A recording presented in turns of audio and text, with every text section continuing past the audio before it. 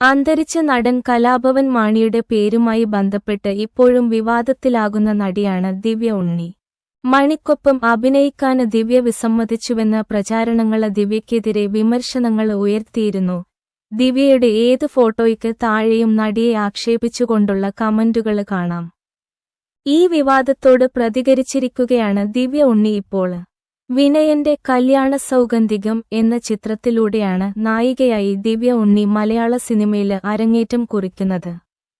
ഈ ചിത്രത്തിലെ ഒരു ഗാനരംഗത്തില് ദിവ്യയും കലാഭവന് മണിയും പ്രണയിക്കുന്നതായ ഒരു ഭാഗമുണ്ട്. എന്നാല് ഗാനരംഗം ചിത്രീകരിക്കുന്ന സമയത്ത് കലാഭവന് മണിക്കൊപ്പം ദിവ്യ അഭിനയിക്കില്ലെന്ന് പറഞ്ഞുവെന്നും തുടർന്ന് ആ ഗാനരംഗം ഒഴിവാക്കി എന്നുമായിരുന്നു ആരോപണം. ഈ ആരോപണം തെറ്റാണ്.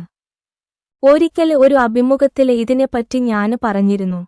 എനിക്കുമറിയാം, അദ്ദേഹത്തിനുമറിയാം. മണിച്ചേട്ടനെക്കുറിച്ച് ഞാൻ എന്തെങ്കിലും പറയുന്നത് ന്യായയുക്തമല്ല.